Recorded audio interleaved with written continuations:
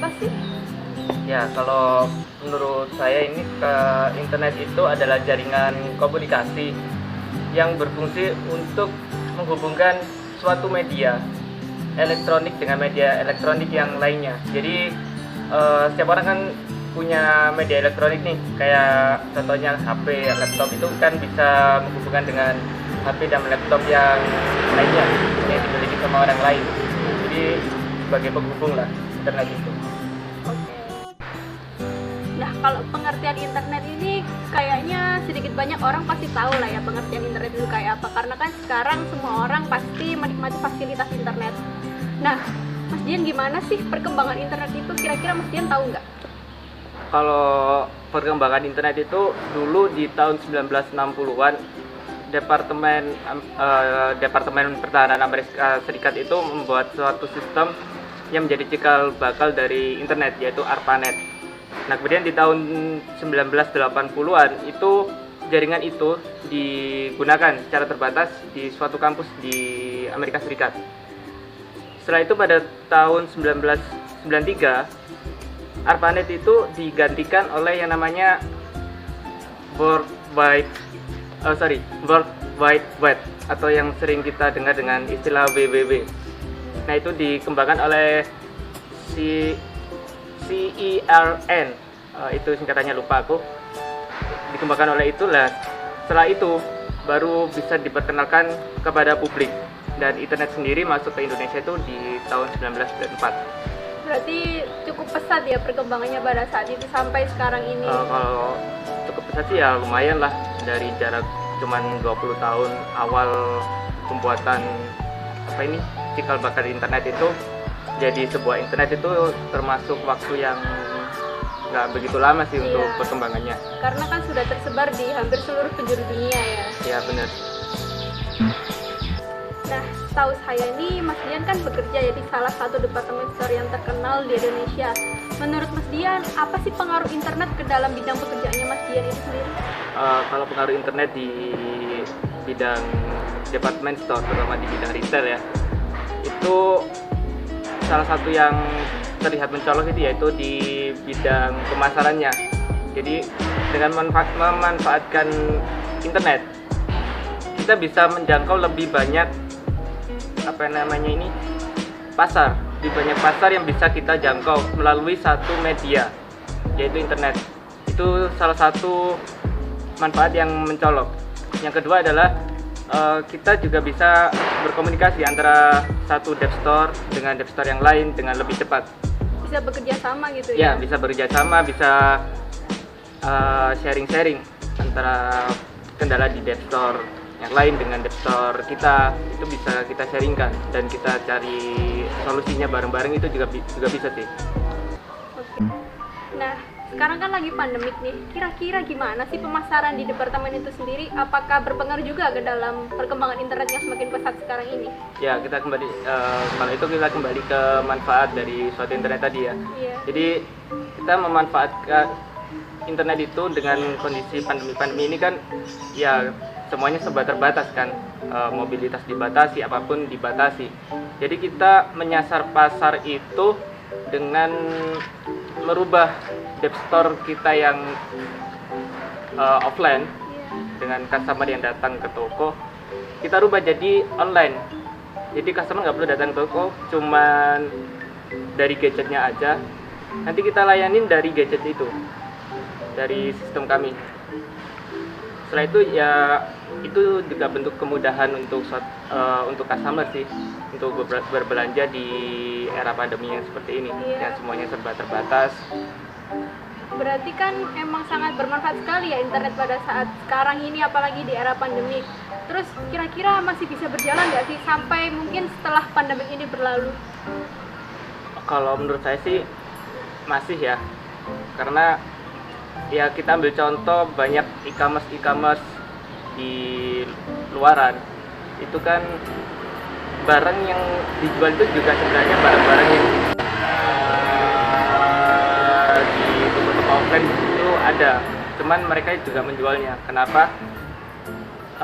Dengan cara yang seperti itu lebih kembali lagi lebih langsung ke target pasar mereka. Lebih mudah ya berarti? Lebih mudah sampai ke pasar mereka, jadi memanfaatkan itu tadi, jaringan internet. Oke, terima kasih. Dan saya ucapkan terima kasih buat Mas Dian yang sudah mau datang dan mengutarakan pendapatnya di season kali ini. Dan tentunya memang sangat jelas sekali ya, karena Mas Dian sendiri kesehariannya tuh berkecimpung dengan internet yang sudah dijelaskan seperti video yang tadi. Sekarang kita akan lanjutkan ke sesi berikutnya dengan teman saya yang tentunya pembahasannya tidak akan membosankan. Oke, kita langsung lanjut ke pembahasan berikutnya bersama teman saya Deva Arina Putri. Deva ini kan sepantaran sama saya ya? Ya, betul sekali. Kamu dulunya kalau nggak salah ambil SMK ya? Ya, sangat Kamu betul. ambil jurusan apa? Kebetulan saya mengambil jurusan sesuai hobi saya, yaitu editing. Jadi saya mengambil jurusannya itu desain grafis. Oke, Iya. desain grafis. Nah, kira-kira di desain grafis ini tuh ada nggak sih dampak positif yang berhubungan dengan internet yang sekarang lagi berkembang pesat? Ya, sangat berdampak sekali, apalagi di era seperti ini itu kan banyak sekali sesuatu yang harus didesain agar tampilannya menarik, terus membuat orang itu tertarik. Dan biasanya itu desain itu membutuhkan suatu aplikasi atau software tertentu gitu? Ya, sangat betul. Dalam membuat suatu desain, tak lupa untuk kita menggunakan softwarenya atau aplikasi tertentu. Dan untuk mendapatkan software tersebut itu kita harus bisa mendownload dari internet atau dari situs tertentu untuk mendapatkannya. Oh, berarti internet ini sangat berpengaruh ya di Iya. dalam desain grafis ini. Sangat berpengaruh sekali. Dan memang manfaatnya ini dalam bidang desain itu sendiri sekarang kan lagi marak ya. Iya. Semua itu didesain, logo apapun itu didesain. Iya, Itu betul. kira-kira membutuhkan waktu yang lama ataukah? Kalau untuk desain sendiri sih tergantung desainnya apa. Kalau logo itu misalnya, kalau logonya vektor itu biasanya rumit. Jadi harus detail, harus benar-benar mempertimbangkan kayak warnanya, terus bentuknya, filosofinya gitu. Oke, Sehingga berarti bisa, aslinya desain ini tuh juga susah ya. ya, harus bisa. harus didalami betul-betul Iya, karena betul-betul. memang ada filosofinya juga. Nah, menurut Deva ini sendiri ada nggak sih dampak negatif dari internet di lain sisi positif yang Deva juga rasakan tadi? Ya, di sisi positif pasti ada sisi negatifnya. Nah, untuk dampak negatif dari internet sendiri sih itu yang paling maraknya di zaman sekarang ini penyebaran berita hoax. Kayak sekarang kan lagi ada sosmed ya. Sosmed ini kan tempatnya orang untuk pamer, untuk Iya. apa, dan itu banyak-banyak berita memang di public figure, di apa Iya, gitu betul ya. sekali. Kadang kan itu banyak kayak informasi-informasi yang kita itu nggak tahu itu benar apa enggak, tapi kita langsung menelan mentah-mentah gitu. Jadi kan itu bisa menimbulkan berita hoax, bisa merugikan suatu pihak tertentu, sehingga bisa Mencemarkan nama mencemarkan baik nama juga baik ya. juga. Dan itu sangat berpengaruh sekali terhadap hukum kalau di Ya, sekarang bisa ya memang bisa dibawa dilaporkan ke juga. ranah hukum. Oke. Terus menurut Deva sendiri nih, pernah nggak sih merasakan dampak negatif dari internet? Sepertinya pernah. Salah satunya sih kayak hacker gitu. Saya punya akun Pernah sosmed. diretas ya? Iya, pernah di passwordnya itu kayak diganti gitu. Jadi saya nggak bisa akses akun saya itu. Sampai sekarang Sampai ini? sekarang ini saya nggak bisa memulihkannya juga. Oke, berarti memang dari sisi internet itu mendapatkan dampak positif dan juga dampak negatif. Baik, sekarang kita akan lanjut ke pembahasan yang berikutnya dan gak kalah seru kayak pembahasan sekarang ini. Oke, kita lanjut ke pembahasan yang berikutnya bersama rekan saya Muhammad Rengga Adi Pratama. Baik Mas Rengga ini pernah dengar nggak istilah artificial intelligence atau yang biasa disebut dengan kecerdasan buatan? Menurut Mas itu apa sih?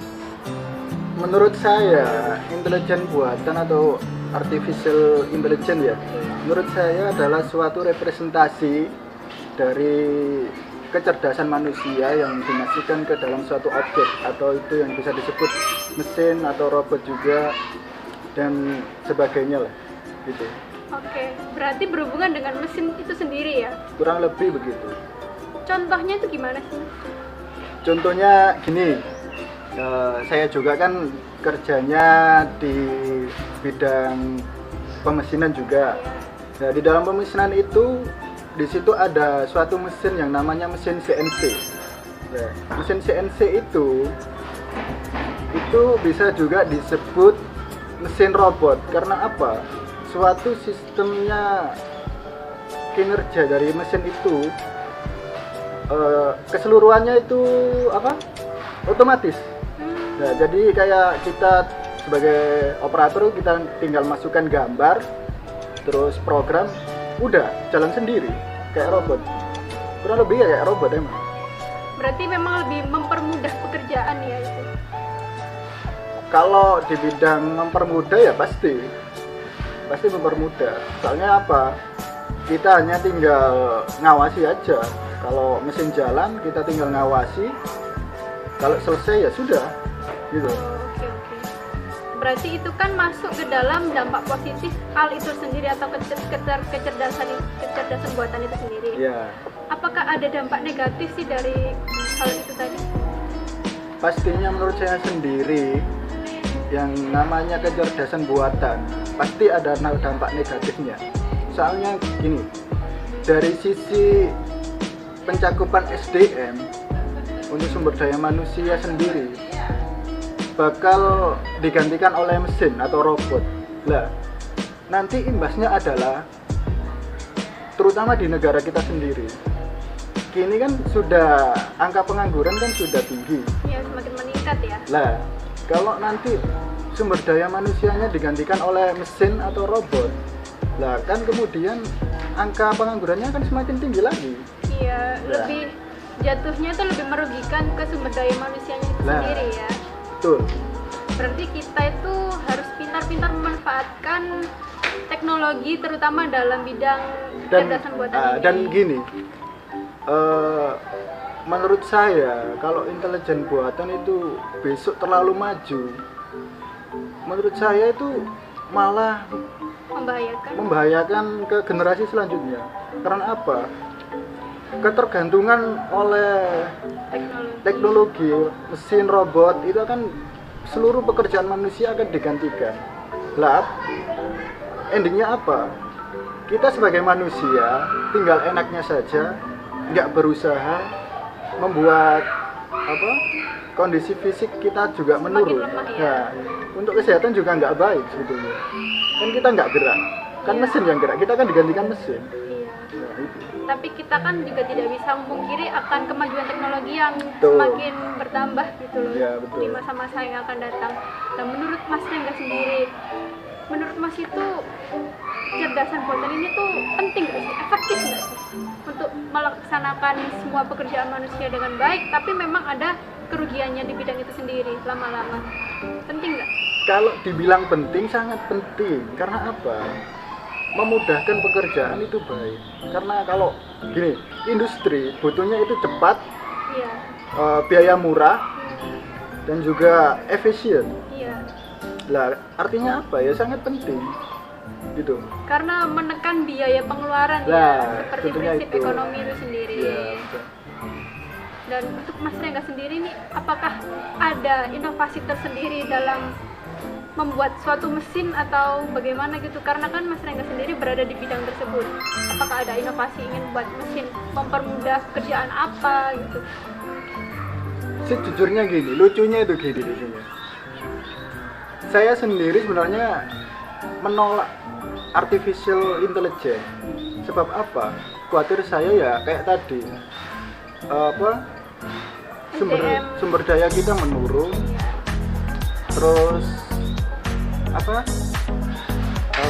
Seperti kalah ya sama teknologi nanti. nah gitu, terus kayak keahlian kita nggak ada.